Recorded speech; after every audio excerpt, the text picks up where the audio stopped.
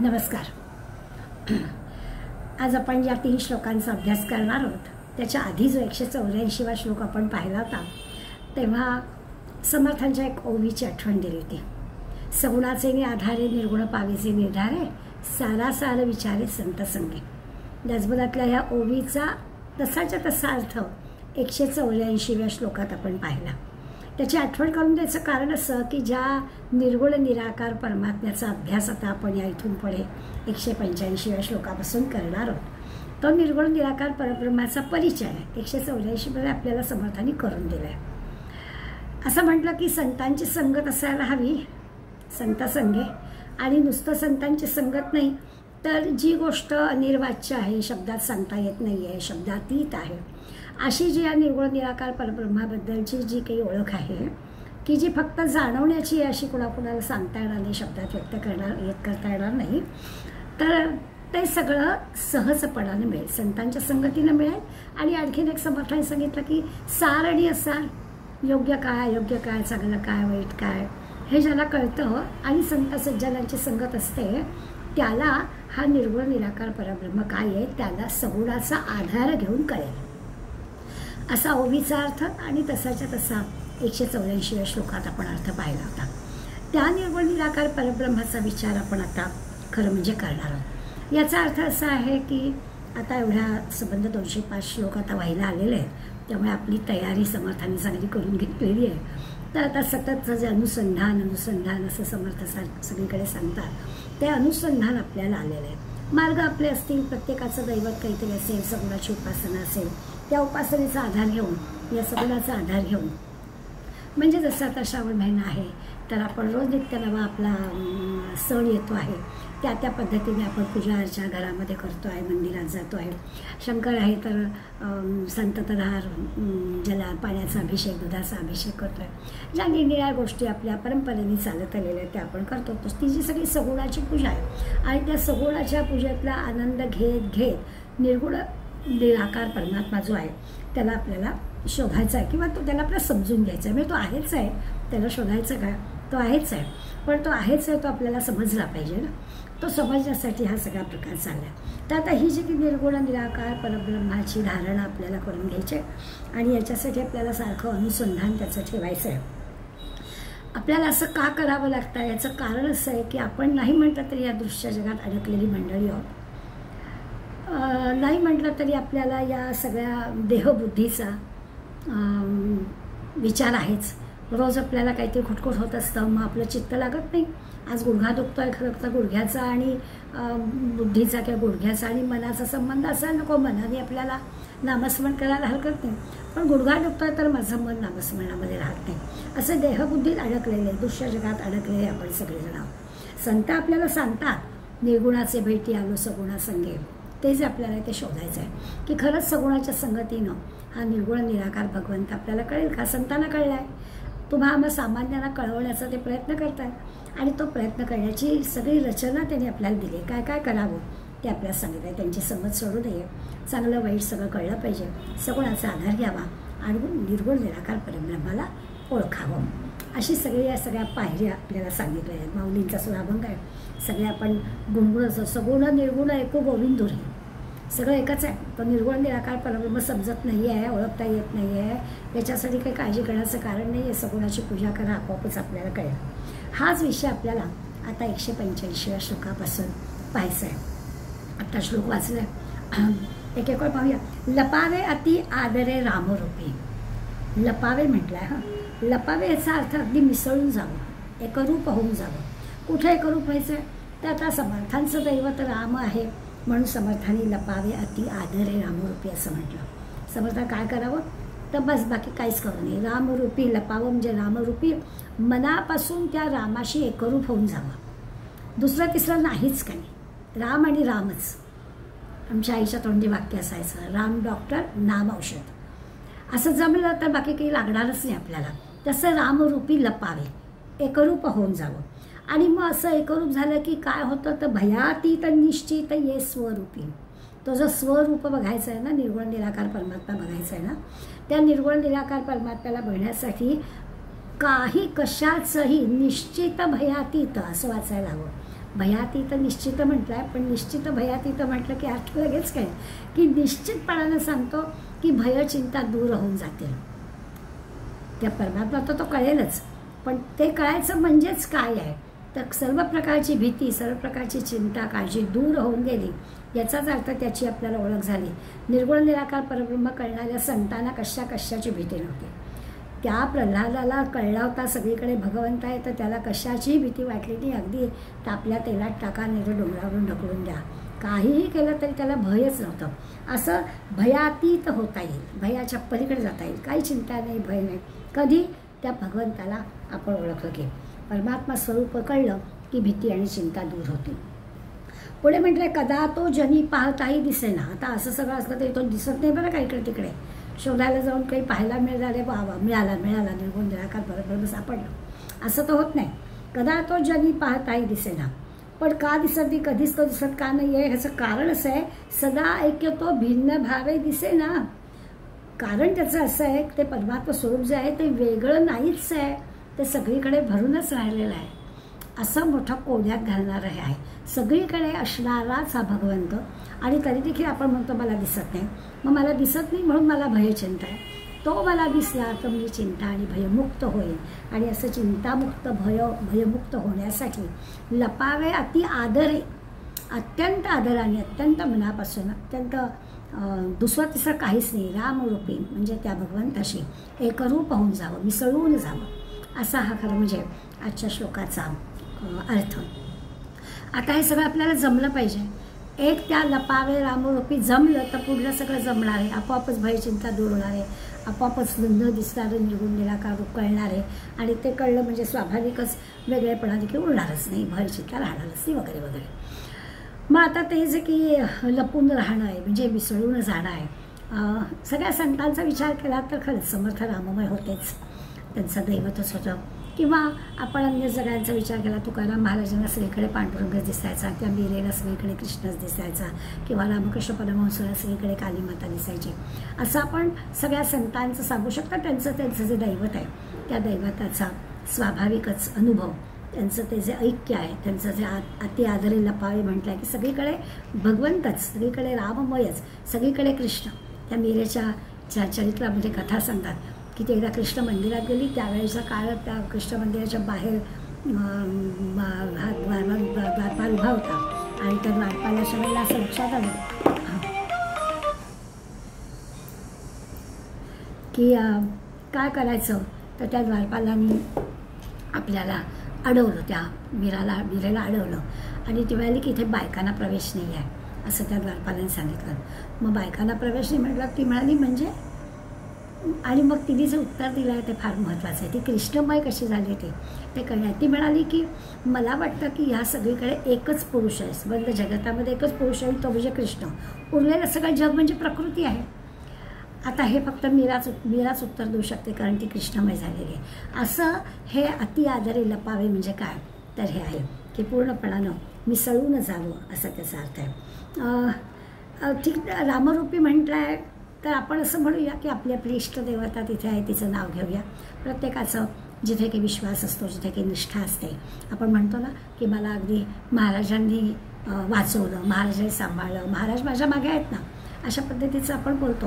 तर अशी जी इष्टदेवता आहे त्या इष्टदेवताच सगळीकडे आहेच आहे, अशा प्रकारचा विचार करावा, विसरून जावं म्हणजे याचा अर्थ आहे. बाहुली नेहमी छान उदाहरण देतात, अगदी पटकन पटेल असं, की मिठाची बाहुली आहे आणि मिठाची बाहुली समजा समुद्रात टाकली तर ती कशी एकरूप होऊन जाईल, काही तिचं वेगळं अस्तित्वच राहणार नाही. तसं म्हणे व्हावं, आपण आपली जी इष्टदेवता आहे त्या इष्टदेवतेशी इतकं एकरूप होऊन जावं की आपलं वेगळं अस्तित्वच राहणार नाही. ह्याला लपावे असा अर्थ आहे. रामच दिसावा, सगळीकडे राम दिसावा असं होईल, आपलं स्वतंत्र अस्तित्व असण्याचं कारणच नाही. आता इतकं स्वतःचं अस्तित्व विसरून जायचं असं जे आहे त्याच्यासाठी ही जी काही अंतरस्थिती आहे ती आपली अंतरस्थिती आपल्याला समजली पाहिजे. म्हणजे आध्यात्मिक भाषेमध्ये आपल्याला सूक्ष्म होता आलं पाहिजे. आपण स्थूल रूपाने सगळ्या गोष्टी पाहतो असं नाही, तर आपलं अंतरंग जर सूक्ष्म झालं तर ह्या गोष्टी आपल्याला कळतील. म्हणजे सतत त्या भगवंताचं आलंबन किंवा अनुसंधान ज्याला म्हणतो ते आपल्याला जमायला लागेल. खरं तर हे बोलणं सोपं आहे. आपण इतके दुसऱ्या ओळीमध्ये म्हटलं आहे त्यांनी की हे कळलं तर भयातीत होता येईल, भय निघून जाईल. तर तसं होत नाही. आपण नुसतं तोंडाने म्हणतो निस्संग हो, निर्भय हो मनारे, प्रचंड स्वामी बळ पाठीशी रे, असं म्हणायला सोपं आहे. माहीत असतं आपल्याला की खरंच स्वामींचा आधार मला आहे, पण तरीही भय जात नाही. किती किती प्रकारची भीती आपल्या मनामध्ये असते. आता काही नाही तर वृद्धत्वाची भीती असते, मृत्यूची भीती असते, अगदी कशाला नैसर्गिक संकटांची भीती असते, अपमान होतील याची भीती असते, काही विविध प्रकारच्या शहरात राहणाऱ्या लोकांची भीती वेगळी असते, खेड्यात राहणाऱ्या लोकांचं भय वेगळं असतं, किंवा काही नाही तर कोण काय म्हणेल याची भीती असते. विविध प्रकारचं भय आपल्याला असतं.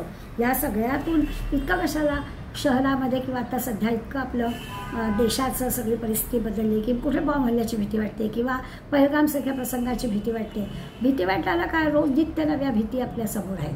आता ह्याला इथे तर म्हटलं की तुम्हाला तो निर्गुण निराकार भगवंत कळला की भयातीत होता येतं. मग असं जर आहे समर्थाने ना, यापूर्वी आपण सगळे श्लोक शिकलो आहे. या भीती संबंधाने एक श्लोक आपल्याला सांगितलं, 136वा श्लोक आहे. भये व्यापिले सर्व ब्रह्मांड आहे. ते म्हणतात हे सगळं ब्रह्मांड आहे ना, ते सगळं भीतीनं व्यापलेलंच आहे. आणि मग असं असल्यामुळे संत मात्र सांगतात भयातीत संत अनंत आहे. भयात म्हणजे संत मंडळी जे आहेत, संत सज्जन जे आहेत ते मात्र काय म्हणतात की भयातीत ते संत अनंत पाहे, की त्यांना नाही भीती वाटत. मग अशी म्हटलं तसं की त्या प्रल्हादाला नाही भीती वाटत. याचं कारण ते भयातीत झालेत, सगळीकडे त्यांना ईश्वर हे कळलेलं आहे. जया पाहता द्वैत काही दिसेना, दोन गोष्टी नाहीतच, सगळीकडे ईश्वरच दिसतोय, अशांना भय नाही. तर द्वैत नाही म्हणून भय मानसी सर्वथाही असेना, म्हणून त्याला भय नाही. अशा प्रकारचा विचार यापूर्वी आपल्याला सांगितला की भीती वाटायला नको असेल तर सगळीकडे एकच एक परमेश्वर आहे, तर आपल्याला भीती वाटणार. द्वैत नाहीच आहे. द्वैतामध्ये भय असतं. दोन गोष्टी असल्या की भय असतं. मी आणि तू असं आलं की भय असतं. श्रुती वेदांमध्ये सांगतात द्वितीयान वै भयम, दोन गोष्टी आल्या की भय येतं. संत आता अद्वैत समजतात, भगवंत आणि आपण एकच असं अद्वैत साधलेलं असतं त्यांचं, त्यामुळे त्यांना भय नाही. त्यांना सगळीकडे परमात्माच दिसतो, म्हणजे त्यांना भीतीचं कारणच उरत नाही. सगळीकडे जर भगवंत आहे तर मग भीती कसली, असा खरा त्याचा अर्थ पूर्वी आपण 136व्या श्लोकात हा विचार केला आहे. आता पुन्हा थोडासा सविस्तर आपल्याला करायचा आहे. पण आपण म्हटलं तसं की संत किंवा जे आत्मज्ञानी पुरुष आहेत, ज्याला हा असा निर्गुण निराकार भगवंत कळलेला आहे, त्यांची गोष्ट ते काय करतात तर आपल्याला न समजणारी गोष्ट आहे की ते हे संबंध जे काही ब्रह्मांड आहे, या ब्रह्मांडाला ईश्वराची म्हणजे विश्वरूप देतात. छान वर्णन करतात. म्हणजे जसं गीतेमध्ये आपण विश्वरूप दर्शन भगवंतानी अर्जुनाला दाखवलं, ते पाहिलं की त्यावेळेला त्यांनी स्वतःचं वर्णन केलं की संबंध विश्वामध्ये तोच भरलेला आहे. तसं हे संत मंडळी किंवा ही आत्मज्ञानी मंडळी आहेत ना, ते संबंध या ब्रह्माला, या संबंध विश्वाला ब्रह्मस्वरूप मानताना काय करतात, एक विराट रूप देतात. आपल्याकडे साधारणपणानं आपण बाकीचं राहू दे, पण निदान आपण ह्याचा विचार माणसांचा विचार करू तर त्याच्यात विराट पुरुषाचं वर्णन करताना ते असं म्हटलं आहे की असा मोठा विराट पुरुष आणि ह्या सगळीकडे कसं परमात्माच भरलेला आहे, तो कसा बघायचा तर म्हणे आम्ही असं पाहतो की हा विराट पुरुषाचा जो काय म्हणायचं सगळा जो या डोक्याचा भाग आहे, तो जो काही आहे ते सगळं जग विराट पुरुषाचं डोकं म्हणजे काय असेल, मुख म्हणूया आपण, डोकं नाही म्हणायचं. तर मुखाचा जो भाग आहे तो म्हणजे ब्राह्मण, त्याचे जे बाहू आहेत ते म्हणजे क्षत्रिय, त्याचं जे अन्य सगळं शरीर आहे ते म्हणजे वैश्य, आणि पाय जे आहेत ते शूद्र. असं त्यांनी विराट पुरुषाचं वर्णन केलं आहे. ब्राह्मण, क्षत्रिय, वैश्य, शूद्र असं न म्हणता एकच एक पुरुषाचं रूप आहे. ह्याच्यात सगळे चारही प्रकारचे पुरुष घालून टाकलेले आहेत. आता आपल्यासारख्या तुम्हा आम्हाला हे असं विराट आणि असं सगळे एकच आहे, मी तू पण संपून जाईल आणि अद्वैत साधेल वगैरे, ही गोष्ट सामान्य माणसांच्या कुवतीतली नाही आहे. त्यामुळे स्वाभाविकच आहे की आपल्याला लक्षात येत नाही. म्हणून मग आपल्याला सोपा मार्ग काय सांगितलं, सगुणाच्या आधाराने जा, सगुण पूजेचा आधार घ्या. मग आपल्याला काय कळतं, विष्णूचं मंदिर कळतं, कृष्णाचं मंदिर कळतं, विठ्ठल कळतो, शंकर कळतो, राम कळतो, देवी कळते, मंगळवाराला देवीला जावं, श्रावण महिना आला 4 सवाष्णीला शुक्रवारी बोलवावं, दूध साखर द्यावी, चणे द्यावे, हे असं सगळं आम्हाला सगुण रूपातलं आवडतं. आणि या सगुणाच्या सहाय्याने आम्हाला असं विराट रूप वगैरे या सगळ्या मंडळींनी जे वर्णन केलं आहे ते काही आम्हाला कळत नाही.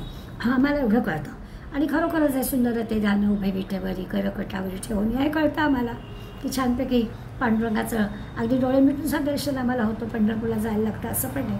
किंवा समर्थ श्री येथे उभा का श्रीरामा मनमोहन मेघश्यामा, त्या इतक्या सुंदर रामाचं वर्णन केलं की इथे तू का उभा आहेस, असं पांडुरंगाला बघून सुद्धा रामाचं वर्णन समर्थ करतात. अशा गोष्टी आपल्याला सगुण रूपातल्या जरा जरा समजण्याची शक्यता आहे. म्हणून या मार्गाने आपल्याला जायचं आहे. समर्थ आपल्याला अशा मार्गाने येतात. म्हणून संतांची संगत धरा सांगतात, सगुणाचा आधार घ्या सांगतात, चांगलं वाईट काय ते कळायला सांगतात.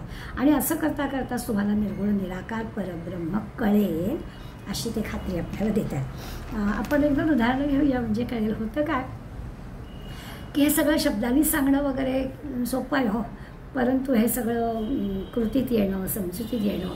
कारण आपलं पुस्तकं भेटली की पुन्हा आपलं सुरुवात होते ना द्वैताची.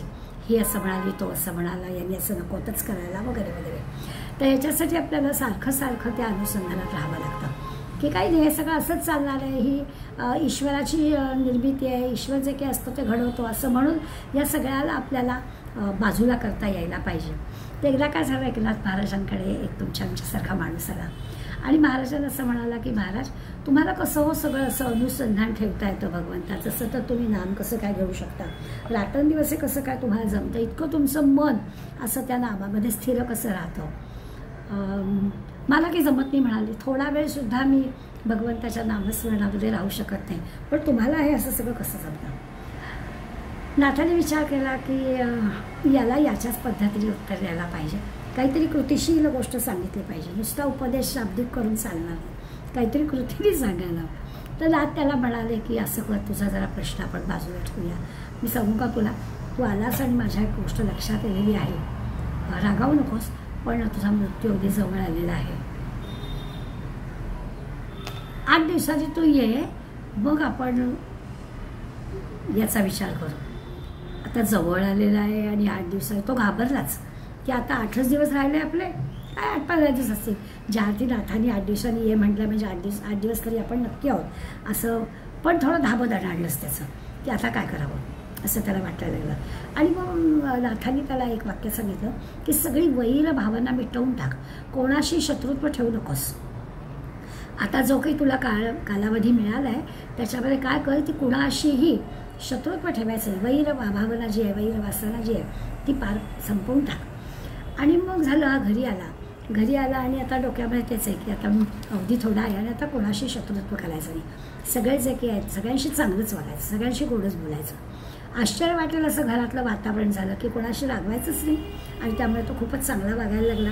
सगळं जे काही होतं ते मुलाच्या स्वाधीन करून टाकलं, धनसंपत्ती, व्यापार जो काही होता, मालमत्ता ते मुलांच्या स्वाधीन करून टाकली. सगळ्यांशी अगदी क्षमा मागून टाकली की यापूर्वी जे काही झालं ते जाऊ द्या, आता मात्र काय. नाथांनी काय म्हटलं ते काही घरामध्ये सांगितलं नाही, परंतु सगळ्यांशी वागणं मात्र एकदम बदललं. आणि मग आठवड्याभराने नाथांकडे आला आणि मग नाथांनी विचारलं की काय झालं. तेव्हा तो म्हणाला, काय होणार, मला इतकी मृत्यूची भीती वाटली की मी काही दुसरं केलंच नाही, मी सारखं ईश्वराच्या त्या नामामध्येच राहिलो होतो. जो 8 दिवसापूर्वी आला होता आणि म्हणतो अर्धा ताससुद्धा मला नाम घेता येत नाही, तोच माणूस आता येतो आणि म्हणतो मला दुसरं काही सुचलंच नाही, मी सारखा नामच घेत होतो.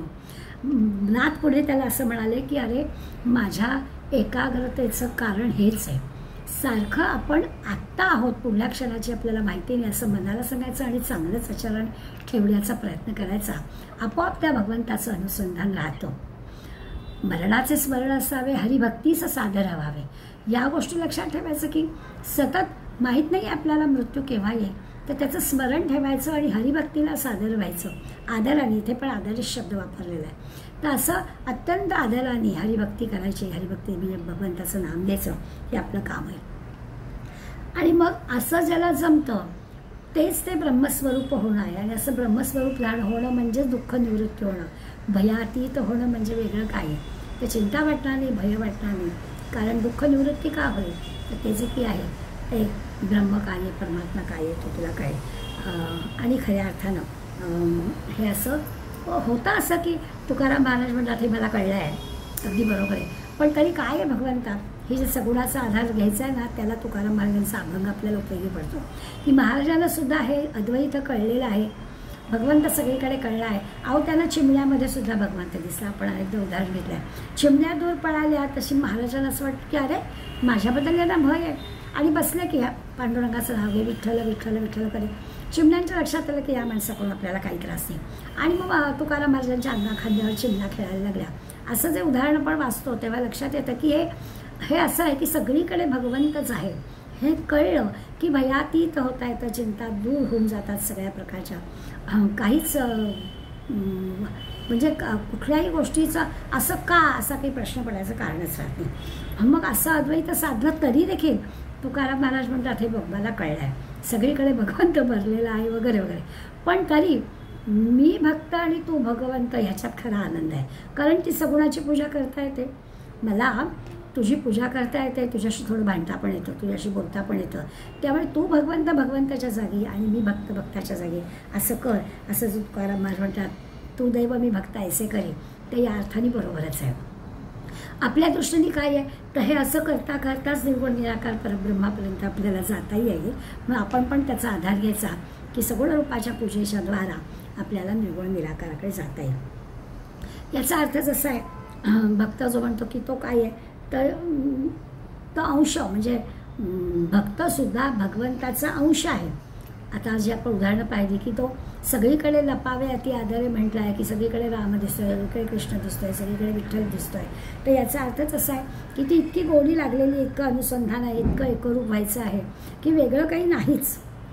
पण वेगळं म्हणजे त्याची सेवा करण्यासाठी वेगळं व्हावं अशी जी काही भक्ताची इच्छा आहे त्यासाठी त्यांनी भक्ताबद्दल काय म्हणतो तर माझा अंश मला म्हणजे भगवंत मला मिळण्यासाठी आहे, म्हणजे माझा अंश आणि तो एकरूप झालेला.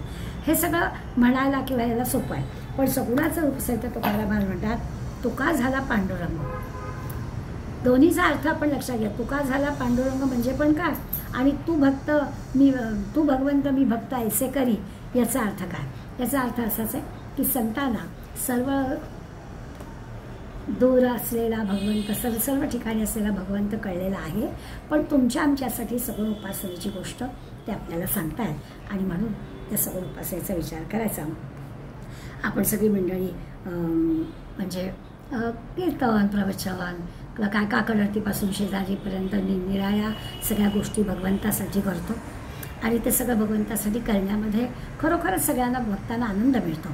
अगदी ह्या सगळ्या गोष्टी करणं याचा अर्थच असा आहे.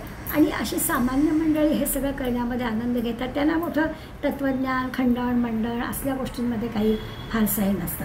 फार तत्त्वामध्ये शिरावं, त्या तत्त्वांचा अगदी वादे जे आहे ते तत्त्वबोधापन करावं, त्याच्याऐवजी अशा सगळ्या सगुण उपासनेमध्ये रमणारी सामान्य मंडळी खूप असतात. तर ते करावं आणि त्याच्या आधारे निर्गुणकार भगवंत कळावा असा सगळा प्रचार. भावार्थ रामायणामध्ये एक छान प्रसंग आहे. भावार्थात प्रसंग असा आहे की सीता जेव्हा अशोकवनात होती त्यावेळेला त्या रावणाने त्रिजटेला तिच्या अशी ठेवलं होतं, आणि सीता राममय झाली होती. आता जे आपण म्हटलं अति आदरे लपावे तसं त्या सीतेचं झालं होतं की अखंड ती रामाच्या अनुसंधानात होती.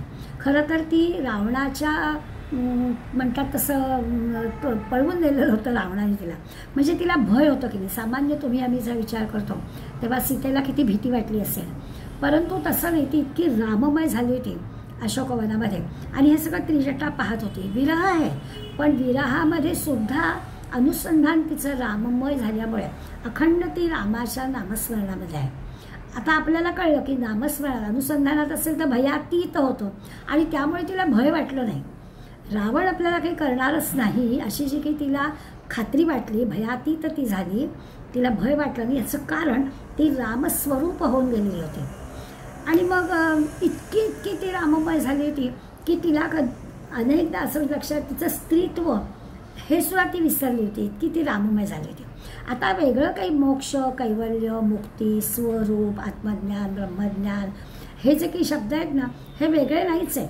असं भगवतमय होणं, आदरे लपावे अति आदरे जे ते हेच आहे की ती सीता पूर्णपणानं राममय होऊन गेली होती. तिला स्वतःचं वेगळं अस्तित्वच नव्हतं, आणि म्हणून ती भयातीत झालेली होती. आणि मग एक दिवस असं झालं की ती त्रिजटाला विचारते तिचा जो अनुभव आहे ती म्हणते की अगो मी रामाचं ध्यान करते आणि ध्यान करता करता मी राममय होऊन जाते, मला वेगळं अस्तित्वच राहत नाही.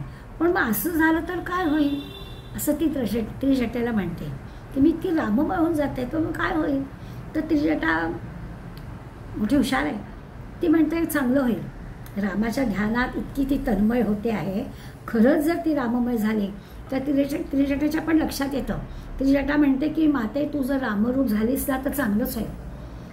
म्हणजे जीव आणि शिवाचं ऐक्य सगळीकडे भगवंत सगळीकडे रामच भरलेला आहे, इतकी तू एकरूप होऊन जाशील आणि खऱ्या अर्थाने कैवल्य मोक्ष मुक्ती जी आहे ती मिळेल.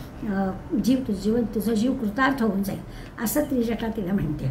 त्यावर सीता तिला म्हणते, आपला जो विषय चाललेला सगुण उपासनेचा, तर हे उदाहरण अगदी बरोबर आहे.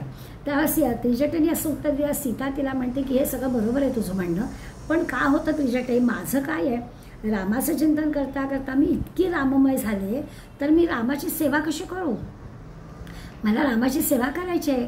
तुकाराम महाराज म्हणाले ना, तू भगवंत मी भक्त ऐसे करी, तसंच सीतेचं म्हणणं आहे की मी इतकी राममय झाले, माझं वेगळं अस्तित्वच राहिलं नाही, तर मला रामाची सेवा कशी करता येणार, मला त्याची सेवा करायची आहे. म्हणजे सीतेच्या मनामध्ये पती पत्नी असा जो भाव आहे तो खंडित होईल ना ती इतकी राममय झाली तर. म्हणून ती त्रिजटेला म्हणते की मी ध्यान करून इतकी राममय होते आहे, मला वेगळं अस्तित्वच राहत नाही आहे, पण असं होऊन कसं चालेल. त्यावर त्रिजटा फार मोठी हुशार आहे. ती म्हणते की तू म्हणतेस ते बरोबर आहे, पण म्हणाले असं आहे की तू काही काळजी करू नको. ती माते म्हणते तिला, माते तुमचं जे रामाचं आणि तुझं एकमेकांवरचं जे अन्योन्य प्रेम आहे ना असं कुठेच नाही आहे. तर लक्षात असं येईल की तू रामाचं चिंतन करून राममय होते आहेस आणि राम सीतेचं चिंतन करून सीतामय होत आहे. त्यामुळे काळजी करण्याचं कारणच ही जोडी आहे आणि ती जोडी असल्यामुळे हे जे पती पत्नी म्हणून भाव आहे तो कायमच राहणार आहे. पतीच्या भावामध्ये तू त्याला पाहते आहेस आणि तो पत्नीच्या भावामध्ये तुला पाहतोय, ते बरोबरच आहे. हीच मुक्ती आहे. त्रिजटाने फार सुंदर पद्धतीनं तिला सांगितलेलं आहे की राममय होणं तर तू काळजीच करू नको, राम सीतामय होत आहेत आणि ही जोडी कायमच राहणार आहे. कदाचित तू राममय होशील म्हणजे राम होशील आणि ते सीतामय होतील, सीता होतील, पण जोडी मात्र कायम राहील आणि यालाच मुक्ती मिळायचं. कारण सगळीकडे ईश्वर आहे हा खरा भाव तुम्हाला अनुभवायला आला. आता आपल्या लक्षात येईल की लपावे अति आदरे म्हणजे काय आहे, रामरूपी अति आदरे लपावे म्हणजे काय. हे जे काही एकरूप होणं लपणं आहे, हे लपणं साधण्यासाठी आदर आहे बरं का, अतिशय आदर हवा. ही अशी वरवरची कुठली गोष्ट नाही, अत्यंत उत्कट ज्याला म्हणतो अशी भक्ती हवी. आता जसं सीतेच्या उदाहरणात पाहिलं की राममय झाले ते, कुठेही अहंकाराचा बारीकसा सुद्धा त्याच्यामध्ये लवलेश नाही आहे. अशा पद्धतीनं एकरूप व्हायचं आहे. इतकी उत्कटता इतका आदर असेल तरच हे होणार. आता मग आपल्याला कळलं की असं असेल तर भय राहतच नाही. श्लोकामधला जो विचार आहे की असं जेव्हा होतं स्वस्वरूपाचं ठिकाणी इतका हे असेल तर भिन्न भावच राहणार नाही. एकरूपता साधली तर स्वाभाविकच भय चिंता सगळी दूर होऊन जाईल. आणि मग पडल्या हो जे कदा तो जनी पाहताही दिसेना आणि सदा ऐक्य तो भिन्न भावे वसेना, याचा पण अर्थ कळला की तो दिसत नाही आहे, पण दिसत नसला तरी काय होईल तर भिन्न भावे दिसेना. कारण तो कसं वेगळं दाखवणार, कसं तोच जर सगळीकडे आहे तर तो वेगळा दिसणार कसा, असा जो काही विचार 185व्या श्लोकात आपल्याला सांगितला. आता हे जे ऐक्य आहे या ऐक्याचा अनुभव कसा येईल, हे सीतेच्या बाबतीत ठीक आहे, तुकाराम महाराजांच्या ठीक आहे, समर्थांच्या बाबतीत ठीक आहे. सामान्य आम्हाला हा अनुभव कसा येईल असं प्रश्न आपल्या मनात येईल. त्याच्यासाठी पुढल्या श्लोकामध्ये समर्थ आपल्या सदा सर्वदा राम सन्निध आहे. मना सज्जना सत्य शोधून पाहे, अखंडित भेटी रघुराज योगू, मना सांडिरे मीपणाचा वियोग. मगाशी आपण बोलता बोलता अगदी जे कोणी आत्मज्ञानी आहेत त्यांनी विराट अशा पुरुषाचा विचार कसा केला आणि सगळीकडे भगवंत कसा आहे लक्षात आलं. रामाचं सीतेचं उदाहरण घेतलं किंवा नाथांचं उदाहरण घेतलं तर आपल्याला कसा सगळीकडे भगवंत आहे हे लक्षात आलं. आता ते आम्हाला सांगतात की ते मग आपल्याला जर अनुभव यायला हवा असेल तर सदा सर्वदा राम सन्निध आहे, अगदी जवळ तो आहेच आहे. सदा सर्वदा ऑल द टाईम आणि एव्हरीवेअर राम इज देअर, असं सगळं आहे सगळीकडे सर्वत्र आणि सदैव असं. आणि सन्निध म्हणजे अगदी जवळ. असं हे सत्य आहे. म्हणजे राम सगळीकडे आहेच आहे. खरं तर वस्तुतः आपण असं आहे की रामस्वरूप किंवा हे सगळं समजण्यासाठी सन्निध हे समजण्यासाठी इतकं जुळलेलं, म्हणजे आता ते एकरूपच म्हटलं आहे तर त्याला उदाहरण नेहमी माऊलींचं असतं की सूर्याचे किरण आणि सूर्य हे कसं आहे की वेगळं दाखवता येणार आहे का, किंवा लाटा आणि समुद्र काही वेगळं दाखवता येणार आहे का. आपण शब्द वेगळे वापरतो, लाटा शब्द वापरतो पण पाणीच ते, किंवा किरण शब्द वापरतो पण सूर्य असतो, किंवा दागिना असं म्हणतो पण सोनच ते. तर तसं हे आहे की आपल्याला लक्षात येतं की वेगळे नावं देऊ आपण या दृश्य जगामध्ये जे काही आपल्याला दिसतं आहे आणि त्या त्या वस्तूला आपलं काही नाव आहे. डोंगर आहे, झाडं आहे, पानं आहे, फुलं आहे, पुस्तक आहे, वही आहे, घर आहे, तुम्ही आहे, मी आहे, सगळं आहे. असं सगळं नावं वेगवेगळी आहेत. आता आपल्याला पाहायचं आहे की सगळं तरी असं सगळं एकच एक आहे, रामच आहे, सगळीकडे भगवंतच आहे. नावं वेगवेगळी आहेत पण तरी सगळीकडे भगवंतच आहे असं जे आपल्याला पाहायचं आहे. नाव वेगळं, आकार वेगळा, उपयोगिता वेगळी, असं सगळं जरी असतं तरी आत्ता म्हटलं तसं की अलंकार वेगवेगळे आहेत. अगदी बिंदीपासून पायातल्या ह्याच्यापर्यंत दागिन्यांची नावं वेगवेगळे आहेत पण सोनच ते. तसं आहे ही सगळी जी दृश्यसृष्टी दिसते आहे या दृश्यसृष्टीमध्ये चर अचर अशा अनंत गोष्टी दिसत आहेत. त्या प्रत्येकाला काही वेगळं नाव आहे, प्रत्येकाचा काहीतरी ओळख आपल्याशी आहे, पण तरीसुद्धा ते सगळीकडे भगवंतच भरलेलं आहे. याला सन्निध म्हणायचं. सन्निध म्हणजे नुसतं जवळ अशा अर्थाने, तर तेच ते सगळीकडे भरलेलं आहे. हे आपल्याला शोधून काढायचं आहे, म्हणजे हे आपल्याला समजून घ्यायचं आहे. हनुमंताने जर सीतेचा शोध घेतला तसा काही आपल्याला शोध घेता येणार नाही आहे. तो गेला उडी मारून समुद्र उल्लंघून आणि सीतेला शोधलं. तसं जर आपल्याला सांगितलं की ह्या ठिकाणी असं आपल्याला भगवंत मिळेल, तसं नाही आहे. तर जे माहीत नाही ते शोधलं ठीक असतं. हे आहेच आहे सगळीकडे, कुठे शोधायचं वगैरे असं काही नाही, सगळीकडे भरूनच राहिलेलं आहे. त्यामुळे मग हा शोध कसा घ्यायचा, तर हा फक्त मनाने घ्यायचा शोध आहे, डोळ्यांनी घ्यायचा नाही आहे किंवा अन्य कुठल्या मार्गाने पण घ्यायचा नाही, केवळ मनाने घ्यायचा शोध आहे. मग मनाने घ्यायचा शोध असेल तर भगवंत सगळीकडे आहे.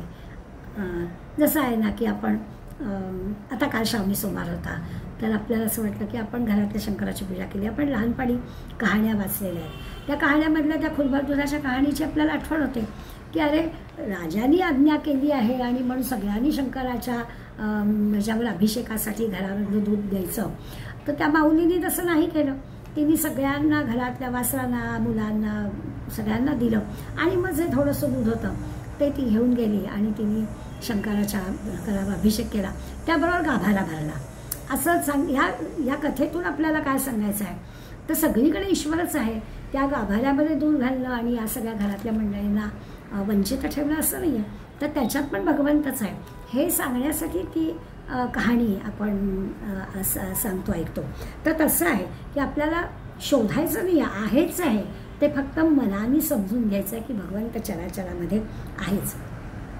म्हणजे एखादा असतो ना की सृष्टीचा नियम असतो, तसा हा नियम आहे, ईश्वर सगळीकडे आहेच आहे. तो फक्त आपल्याला समजून घ्यायचा आहे, मनाने समजून घ्यायचा आहे, एवढंच आहे.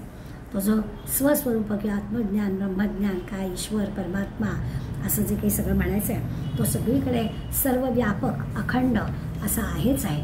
त्याला फक्त आपल्याला जाणून घ्यायचं आहे. म्हणजे इथे आहे आणि इथे नाही वगैरे असं नाही म्हणताय, किंवा चारधाम यात्रेला जाऊन आला तर खरं शंकराची उपासना होईल असं काही नाही.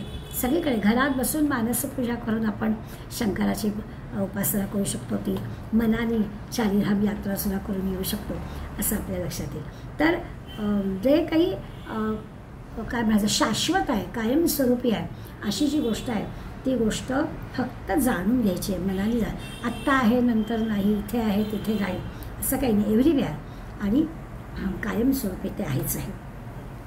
म्हणजे आता म्हटलं तसं निसर्ग नियमाप्रमाणे सगळं जे काही चालतं आणि आपल्याला ते माहीत नसतं, असं का झालं हे आपल्याला माहीत नसतं. तसं आहे भगवंत सगळीकडे आहे, तो आपल्याला माहिती करून घ्यायचा आहे, माहिती नाही आहे, माहिती करून घ्यायचं आहे. आणि म्हणून त्याला राम सदा सर्वदा सन्निध आहे असं म्हटलं की तो आहेच आहे, त्याला फक्त सत्य शोधून पाहे. तो आहेच आहे, त्याला शोधायचं म्हणजे तो जाणून घ्यायचा. शोधणं हे जे क्रियापद आहे ते पण एरवी वापरतो तसं नाही, ते आहेच आहे गोष्ट. म्हणजे हा अनुभव आपल्याला येतो की आपल्याला खात्रीनं माहीत असतं की फ्रीजमध्ये अमुक ठिकाणी अमुक वस्तू आपण ठेवली आणि तरी देखील आपल्याला ती शोधावी लागते. तर आहेच आहे आणि ते पाहायचं. त्यामुळे ते शोधण्यापेक्षा ते समजून घेणं, ते थोडासा प्रयत्न करणं हा त्याला लागतो, म्हणजे आपल्याला ओळखता येतं. पुढे म्हटलं अखंडित भेटी रघुराज योग. आता अखंडित भेटी रघुराजाची किंवा रामचंद्राची ही अखंड अशी भेट व्हायला पाहिजे. म्हणजे काय व्हायला पाहिजे? खरं तर आहेच, तो जर सगळीकडेच आहे तर त्याची भेट व्हायचा काय प्रश्न आहे? त्याची भेट आहेच, तो सगळीकडे आहेच. हा योग नाही असं होणारच नाही. अखंड भेटीचा योग काय? योग आहेच तो आपल्याजवळ. हे सगळं आपल्याला लक्षात घ्यायचं आहे. रामाची भेट घ्यायचं कारण ही भेट होतेच आहे, फक्त त्याचा अनुभव घ्यायचा. तो जो अखंड सदा सर्व काळ सन्निध आहे तर त्याची वेगळी भेट काय? आपल्याला त्याच्याकडे काय फोन करून त्याची अपॉइंटमेंट थोडीच घ्यायची आहे. तो आहेच आहे आपल्याजवळ, त्याची अपॉइंटमेंट घ्यायचा प्रश्नच नाही आहे. असं जे आहे सगळीकडे जर तो भरलेलाच आहे तर त्याला फक्त अनुभवायचं आहे, एवढाच त्याचा अर्थ. आपण गीतेमध्ये अनेक ठिकाणी सर्वं खलुदं ब्रह्म असं म्हटलं की सगळीकडे तो भरलेलाच आहे. किंवा मया ततमिदं ब्रह्म असं म्हटलं, किंवा मत्तः परतरं नान्यत् किंचित् अस्ति धनंजय, की माझ्याशिवाय दुसरं काही नाहीच आहे अर्जुना, असं भगवंतांनी सांगितलं आहे. किंवा ईश्वर सर्वभूतानां हृद्देशेषु तिष्ठति, अर्जुना सगळ्या भूतमात्रांच्या हृदयस्थ मी आहेच आहे, असं अनेक वेळा भगवंतांनी सांगितलेलं आहे. ते फक्त अनुभवणं, ते फक्त समजून घेणं एवढंच आहे. म्हणजे इतकं जर खात्रीने सांगितलेलं आहे तर मग आपल्यासारख्यांना असं वाटतं की मग हे तर खात्रीने भगवान सांगतं, मग आम्हाला प्रत्यय नको का यायला? साधकाला असं वाटतं की हो त्यांनी सांगितलं आहे, सगळीकडे भगवंत भरलेला आहे, पण आम्हाला त्याचा प्रत्यय यायला पाहिजे. मग कोणतरी मनात शंका येते. त्याला समर्थ उत्तर देतात, मना सांडी रे मीपणाचा वियोग. समर्थाला बरोबर माहिती आहे की आधी सगळं सांगितलं सन्निध आहे, मान्य आहे आम्हाला, त्याला काही शोधायचं नाही आहे, त्याची अपॉइंटमेंट घ्यायची नाही आहे, तो आहेच आहे सगळीकडे. अखंडित भेटी, खंड नाहीच आहे, सारखा तो आपल्याबरोबरच आहे, पण मग आम्हाला अनुभव काय येत नाही असं म्हटल्यावर आपल्यामध्ये काय कमतरता आहे ती पुढल्या ओळीमध्ये ते सांगितली. मना सांडी रे मीपणाचा वियोग. का अनुभव येत नाही आहे? सन्निध असून सुद्धा त्या रामाचा अनुभव मला का येत नाही आहे? तर मना हा अहंकार जो आहे ना, मीपणा जो आहे ना, त्या मीपणामुळे असं घडतं आहे. ही अखंड भेटीचा हा योग होत नाही आहे प्राप्त, वियोग होतो आहे, अखंड भेट होत नाही आहे, तो अनुभव येत नाही आहे, सर्वत्र ईश्वर भरलेला आहे असं लक्षात अजून येत नाही आहे. त्याचं कारण मीपणाचा, तो मीपणा काढून टाकला पाहिजे. तो मीपणाचा बाजूला झाला की हा योग येईल, अशा पद्धतीचा विचार आपल्याला सांगितला. आता अहंकार सोडणं खरं म्हणजे तोच महत्त्वाचा विषय.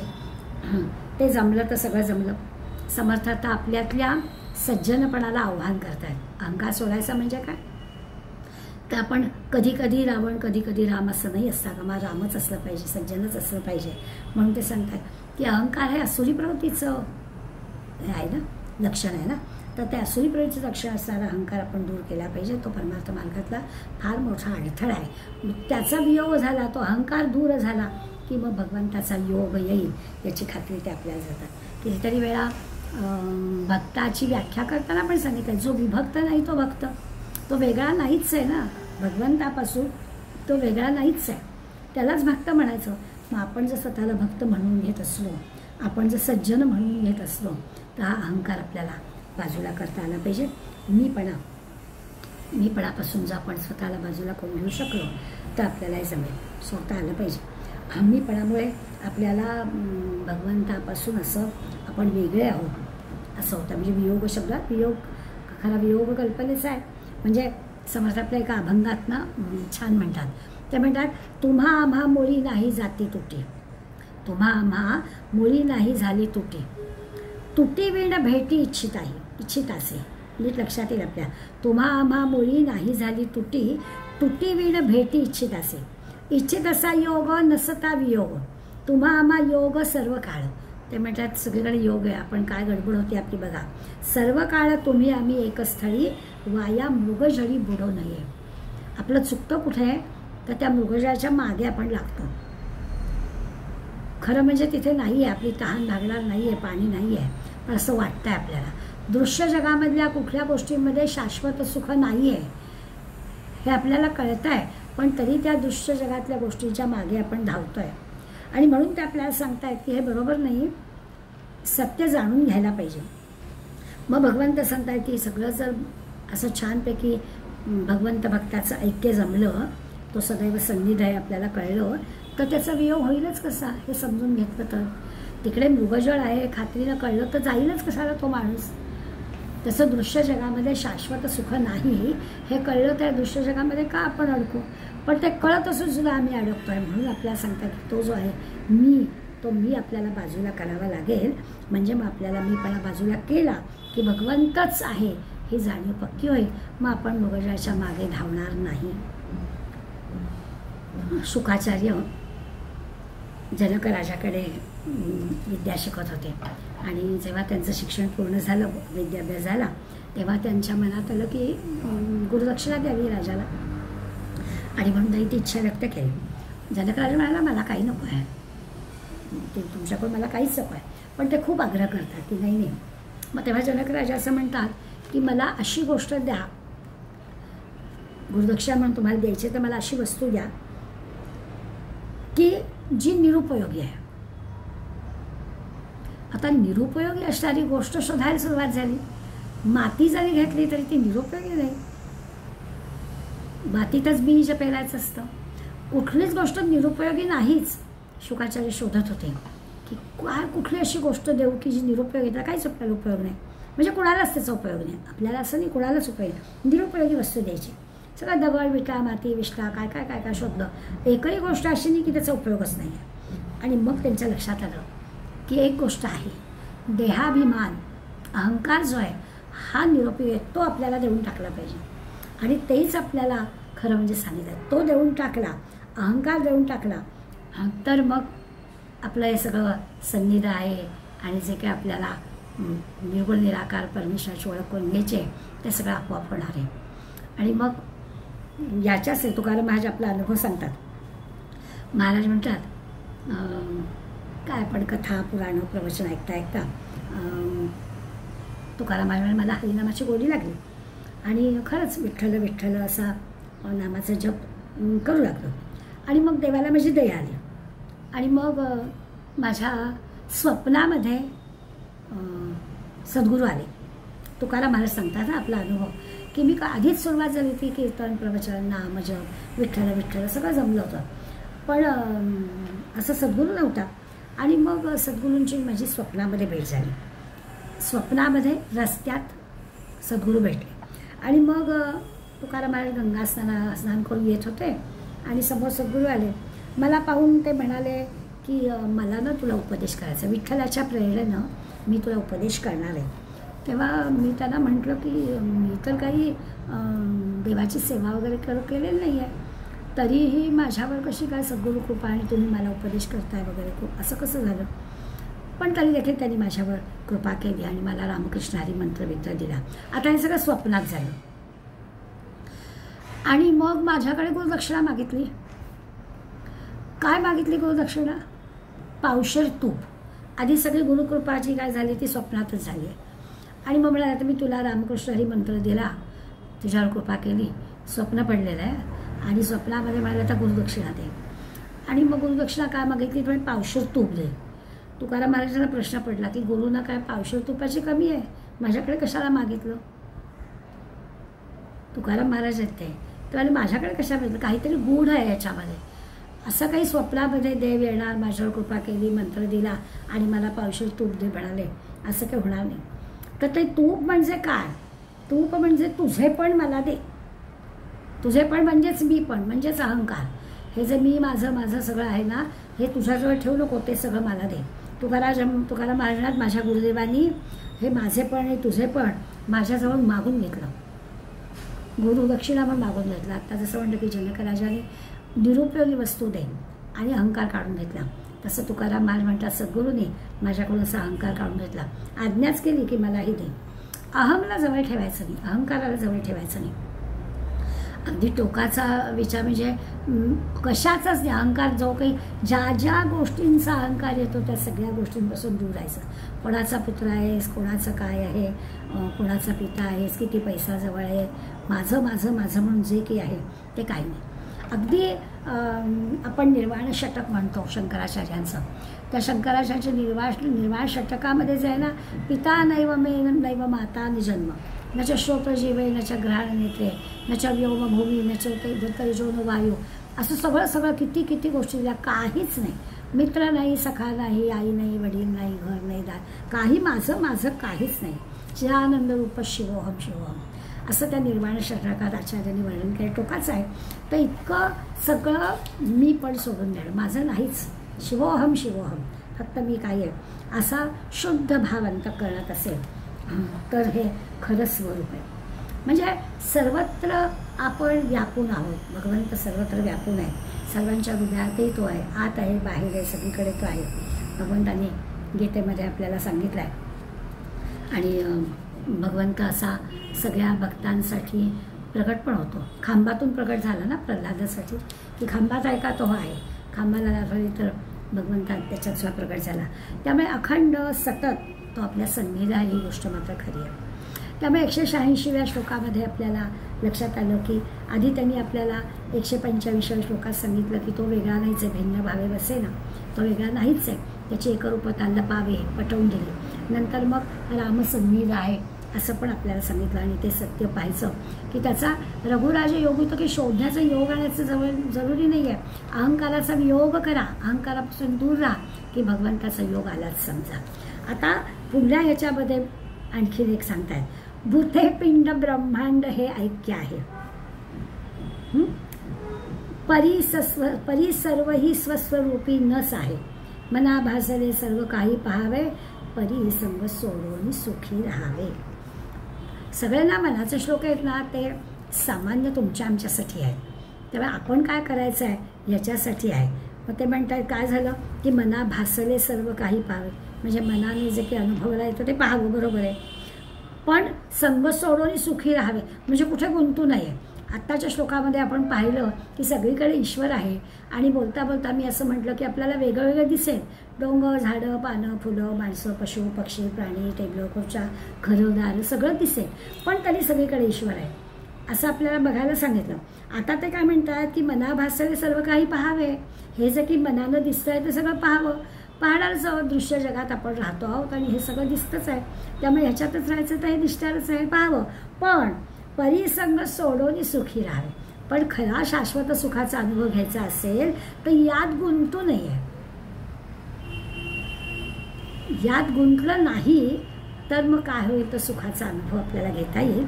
याच्यासाठी आपल्याला आता 187 श्लोकामध्ये सांगतात की आधी तर पाहिलं सर्वत्र सन्निध आहेच, त्या रामाचा, त्या सत्याचा, त्या भगवंताचा शोध घ्यायचा.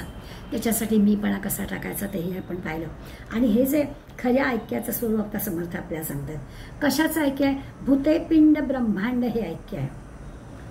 प्राणी मात्र, भूत म्हणजे प्राणी मात्र, आणि प्राणी मात्र पिंड म्हणजे आपला हा देह, शरीर, ब्रह्मांड हे सगळ्याचं ऐक्य आहे. भूत मात्र सगळी, फक्त माणसं असं नाही, सगळी भूत मात्र, पशु पक्षी प्राणी पण त्याच्यात आले.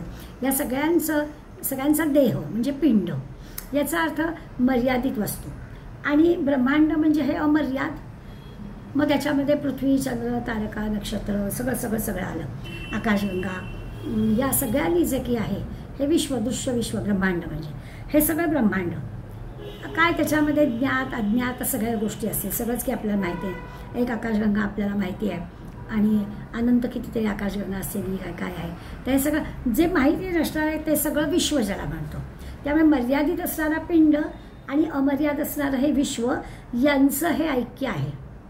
सगळीकडे ईश्वर आहे म्हणजे काय आहे तर या देहामध्ये पण तो आहे आणि या अशा अफाट पसरलेल्या ब्रह्मांडात पण तो आहेच आहे.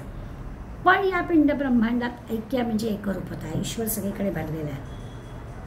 पिंडही म्हणजे त्या आपला देह पण पंचमहाभूतांनी बनलेला आहे आणि या ब्रह्मांडामध्येही पंचमहाभूत आहे. नेहमी आपण पिंडी ते ब्रह्मांडी असं म्हणतोच. तर जे पिंडात आहे म्हणजे या देहात आहे, मर्यादित स्वरूपात आहे, तेच या विश्वामध्ये मर्यादित स्वरूपात पण आहे. आपण फक्त अशी कल्पना करू शकतो की हे छोटं यंत्र आहे, हे मोठं यंत्र आहे. देह जर घेतला विचारात तर हे छोटं यंत्र आहे आणि ब्रह्मांड विचारात घेतलं तर हे मोठं यंत्र आहे. पण फक्त आकाराचा किंवा प्रमाणाचा फरक एवढंच म्हणता येईल. बाकी सगळं जे काही उत्पत्ती, स्थिती, लय आहे, आहार, निद्रा, भय, मैथुन आहे, या सगळ्यांमध्ये एकरूपता आहे. विश्वामधल्या सगळ्या ठिकाणी पण आणि या पिंडामध्ये सुद्धा. समर्थांनी दासबोधामध्ये आपल्याला जे पिंडितेची ब्रह्मांडी प्रचित नाही की रोकडी, पंचभूतांची तातडी दोन्हीकडे, असं दासबोधात सांगितलं आहे. म्हणजे काय तर सगळीकडे विविधता दिसते, वेगळेपण आहे, भिन्नता आहे, पण हे सगळं भास आहे असं पाहावं.